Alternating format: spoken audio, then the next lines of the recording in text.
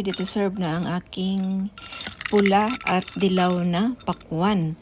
At ayan na, kasi napakamainit nga naman dito ngayon ang panahon sa Japan. Kaya kailangan mong mag-refreshing talaga. Tama-tama naman yung aking pakwan. Ayan, kinatok ko na. Ito ba ay hinog na? So ayan, chinecheck ko yung kanyang kamay, no? Yung kanyang punggay sa Bisaya, ay brown na. Pwede nang makuha at ayan, hiniwa ko na siya.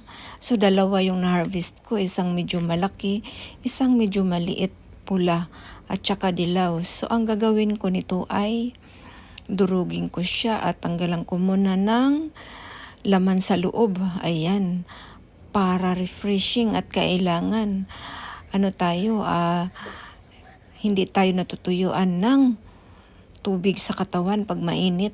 Ayan, kaya ito naman ibang paraan para magiging refreshing ang aking katawan. Ayan, gumagawa ako ng juice na pakwan. Ayan, at ayan itong aking maliit na pakwan ay ayan, hindi ko alam kung anong kulay niyan. So kasi hindi ko naman natandaan kung saan ba yung dilaw o pula.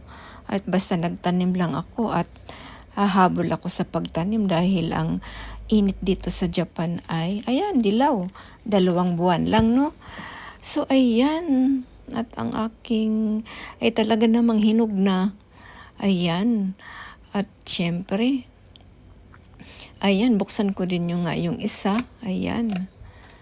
Ay hindi maganda ang ngayon ang tubo ng pakwan kasi ang daming ulan, tapos iinit, ang daming ulan, iinit. Ayan, tuloy ang pakwan hindi maganda ang kanyang texture ngayon, no? So hindi talaga, parang kakaiba. Pero itong dilaw na to, no? Ayan, tinikman ko na siya kanina. Malinamnam at matamis siya. No, malinamnam, kaya ayan, habang kinakayod ko ay ayan, kinakain ko na kasi yummy. Kakaiba yung lasa niya, ang sarap, malinamnam. So ayan na po ang aking dilaw. Ayan, mahirap yung tanggalan ng mga buto kasi maliliit.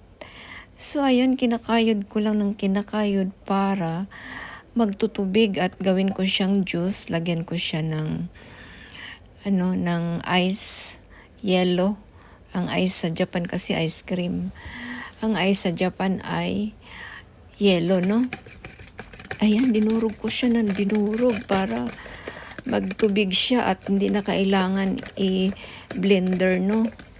Ayan. So, ayan, nagtutubig na. Ayan, ang gagawin ko ay, ayan, lalagay ko siya sa baso at lalagyan ko siya ng ice. Ayan, napakainit nga naman. So kailangan mo talagang ma-refresh ang katawan kasi mahirap na matuyuan, no? So ayan, isasala ko na lang. Ayan na yung aking pula. Ayan, kandahulog na at ayan, natabingi. Ayan.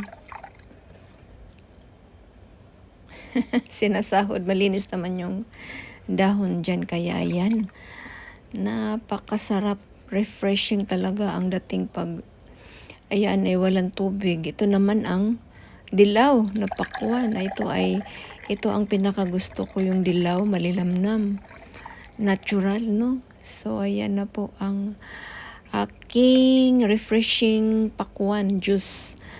At ayan, dinurog ko ng dinurog at ito ay ibabalik ko din sa pinagkuhanan yung laman kasi ang gagawin ko dyan ay paibabaw ko yung aking homemade na ice cream na blackberry. At ayan, lagay ko na yung ice dito. Napaka-refreshing sa tingin ko pa lang at ay napakasarap. Masarap talaga pag mayroon kang tanim sa paso garden. At ito na po, ready to drink. Thank you for watching.